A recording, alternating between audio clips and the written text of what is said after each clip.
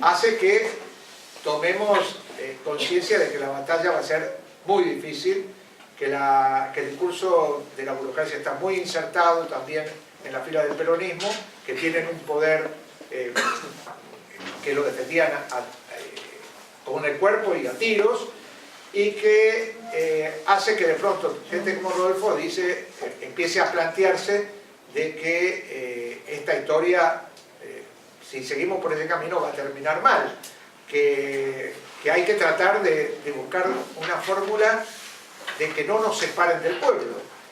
Y estamos hablando del 73, no del 74-75. Estamos hablando de un hombre que ya estaba previendo que la ofensiva que estaba haciendo la burocracia sindical y la derecha del peronismo podía terminar muy mal. Por supuesto que, y esto lo quiero aclarar muy firmemente, porque hay todo un discurso que lo trata de separar a Rodolfo de Montonero. Rodolfo podía tener muchas críticas dentro de la organización, pero era un tipo muy disciplinado, muy de cumplir a rajatabla. Si estaba de acuerdo, obviamente, si no estaba de acuerdo lo discutía, pero discutía de frente, no en los pasillos, no en la camándula, lo discutía de frente. Pero si perdía la discusión y la mayoría decidía que había que hacer tal cosa, él era un tipo disciplinado, era un militante que no estaba nunca por la ruptura, nunca por la decisión, que le dolió mucho cuando algunos compañeros, amigos de él, se escindían de la organización, cuando en algún ámbito había algún compañero que con alguna bronca, con algún responsable, cuestionaba a todo el conjunto de la organización. Yo lo he escuchado decir, no universalices la crítica, centrate, pensá lo que decís, sos lo suficientemente formado para poder dar la discusión en serio y no generes una idea de crítica que no sirva para construir nada, que al contrario, sirva para destruir. Hay episodios que obviamente marcan mucho el accionar de esa época, ¿verdad? Está el tema de Rucci, la ejecución de Rucci, donde obviamente dividió aguas en un principio, no tanto como dicen, pero había gente que dentro de la propia organización que no estaba de acuerdo, con el que se hizo, ¿verdad? Hay varias historias sobre si lo hizo la organización o no lo hizo la organización. Yo, a diferencia de lo que pueda decir o no decir el pelado, yo pienso que sí lo hizo la organización y que no lo asumió la organización porque había ese tipo de operaciones que de alguna manera generaban tanta polémica que de alguna manera se prefería que quedara en el imaginario que se había hecho, pero que no había que asumirlo. Ahí Rodolfo yo lo he escuchado, por lo menos yo cuento lo que yo he escuchado, no lo que me contaron. Fue crítico, no por el hecho de que no había que hacer, de que no era punible Rucci de recibir un castigo de esa categoría.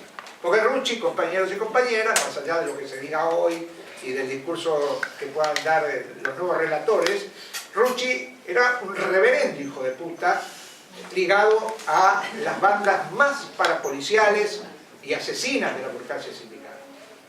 Pero a la vez, y ahí estaba el problema, era el secretario general de la CGT, que no era poca cosa. Y además era el secretario general de la CGT bancado por Perón. Pero Rucci, yo me acuerdo mucho, porque además yo en ese momento hacía periodismo sindical y estaba mucho en la CGT. Rucci era el sostén, así como hoy Arabia Saudí sostiene a los mercenarios que están en Siria. Bueno, los mercenarios de ese momento se llamaban Alejandro Giovenco, pistoleros de la guardia personal de Rucci, el Indio Allende, un montón de gente que después fueron parte de la AAA, muchos de ellos, y algunos, bueno, murieron en el combate. Como Giovenco, que le explotó una bomba mientras la iba a poner a unos compañeros. Pero Rocci fue parte del sostenimiento de todo eso. O sea que era punible de lo que le pasara. Lo que pasa es que fue un golpe que era al cogote del general, que no era poca cosa. Rodolfo criticó eso, criticó desde el punto de vista, lo criticó obviamente sin generar con eso un mar de fondo. Criticó que no era el momento para producir un hecho de esa característica que incluso no se podía asumir. Lo mismo le pasó cuando Perón nos echa de la plaza. Él lo vive con dolor, piensa que hay que irse, pero y no está en la plaza, ese día no está Rodolfo, porque ese día Rodolfo se queda en la redacción de noticias escuchando, porque su idea siempre había que escuchar la voz del enemigo, escuchando con un sistema de escáner las transmisiones que estaban haciendo los móviles policiales y móviles que había instalado también la burocracia sindical para la ida a esa plaza, que fue una plaza polémica también. Pero Rodolfo, después de que nos vamos de la plaza, y muchos de nosotros vamos a Noticias, porque trabajamos en Noticias, nos encontramos con un hombre preocupado de, bueno, ahora sí que se nos viene la maroma, porque hemos roto con el viejo en una foto muy grande, ¿verdad? Una foto que vio todo el mundo. Y le preocupaba el hecho de quedarnos fuera del ámbito que había que estar, porque con críticas, con una propuesta diferente, incluso con nuestra idea de construir la patria socialista, mientras el viejo seguía pensando en la patria peronista, había que estar ahí, la batalla había quedado ahí, por lo menos aguantar todo lo que se pudiera. Creo que también fue crítico cuando la organización, crítico digo, siempre, cuando digo crítico no es que formó un grupo aparte, sino que expresó sus críticas cuando pasamos a la clandestinidad en septiembre del 74, que es poco después que Perón se muere y que la AAA hace una ofensiva tremenda contra la organización. Pero eso no lo puedo asegurar. En los papeles, los famosos papeles de Walsh que se conocieron, que yo creo que escribe en el segundo semestre del 76, los famosos papeles de Walsh que se dieron a conocer después, donde critica la conducción de la organización en algunas cosas, aparece lo de septiembre del 74, pero no lo puedo asegurar. Pero sí, yo creo que él seguía adelante con la idea de que había que fortalecer, que ante todo había que fortalecer a la organización. Y que esas cosas, ese separarse de la masa peronista por producto de hechos muy traumáticos, nos podía hacer mal a futuro. Cosa que yo opino también lo mismo, creo que era absolutamente correcto. Y después, bueno, viene el 76, viene el golpe. Rodolfo ahí dice una frase muy interesante que la encontré el otro día en una lectura, que dice, todos preveíamos el golpe, pero seguíamos actuando como si no se fuera a producir. Y es verdad eso, porque incluso en los proyectos periodísticos está la revista Información, que se preparó creo que un año más o menos, estuvimos ahí con esa idea de Información, una revista que íbamos a sacar. ¿Y qué día se eligió para sacarlo? El 24 de marzo del 76. Por supuesto, no fue la mejor fecha.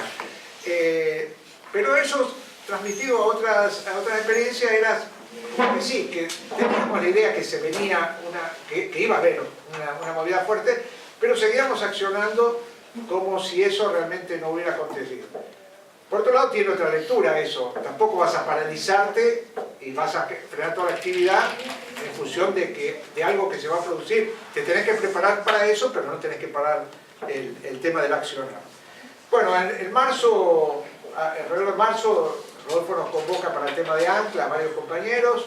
Ahí ya viene la idea de formar esta agencia. Por eso digo que se va haciendo siempre en la historia de Walsh, aparece esa idea de siempre un medio de información o de comunicación.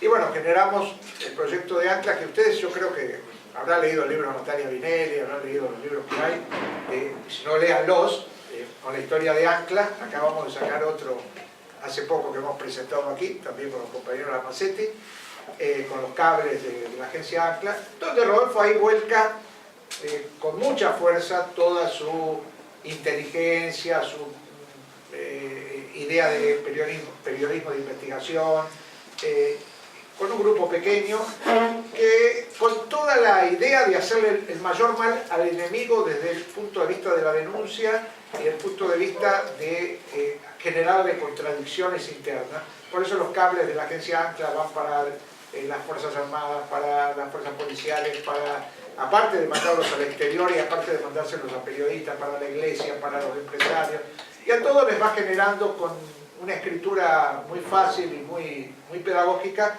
contradicciones. Tanto que cuando caen algunos compañeros cae Liga Pastoriza de Ancla en la ESMA, lo primero que le preguntan era, bueno, pero aparte de ustedes que fueron los que hicieron Ancla, ustedes jugaban para otro servicio. O sea, la idea era que algún servicio estaba controlando eso. Eso pensaba la Marina, seguramente que era parte del ejército, y otros pensaban que era la aeronáutica. Pero bueno, eso fue un juego muy interesante que hizo Rodolfo del principio y que nos lo impregnó a los que trabajamos ahí, de, bueno, confundirlos, aparte de dar toda la denuncia que hacíamos, confundirlos para que piense que estaba vinculado a Montoneros, pero que también podía ser otra cosa. Cuando se desarrolla el tema de Ancla y ya viene el 77 con ya una ofensiva muy fuerte por parte de la represión militar, Rodolfo piensa, en diciembre del 76, él viene de una reunión que creo que fue con la conducción, donde plantea que, no me acuerdo si era diciembre, pero por ahí corregirme, donde se plantea el tema de sacar a los compañeros, octubre, a los compañeros de la conducción exterior. Rodolfo defiende esa tesitura, que la conducción estratégica tenía que estar fuera del país. Pero él se negaba a salir. Cuando se le proponen a él, que no era de la conducción nacional, pero en un momento se le propone a él salir, él no lo veía tan claro, pero él pensaba de que la conducción tenía que salir fuera del país. Y ahí es donde plantea con mucha fuerza esto que se utilizó mucho de, bueno, el Rodolfo opuesto a la conducción de la organización, que no es así.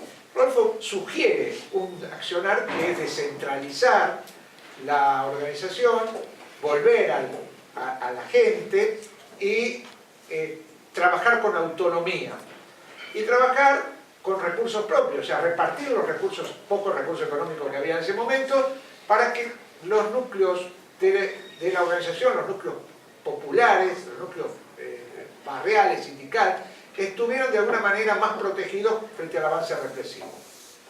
El Pelado dice, lo cito, en una entrevista que salió en Sudestada, que esas propuestas llegaron tarde. Es probable, porque ahora leer el diario los lunes, saber los resultados del fútbol domingo es fácil.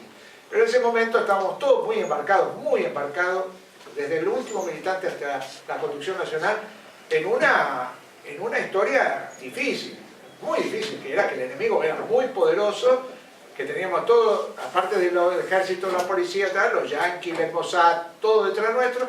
Entonces no era tan fácil pensar las cosas con tanta frialdad como se puede pensar ahora leyendo un manifiesto. Pero bueno, Rodolfo plantea eso.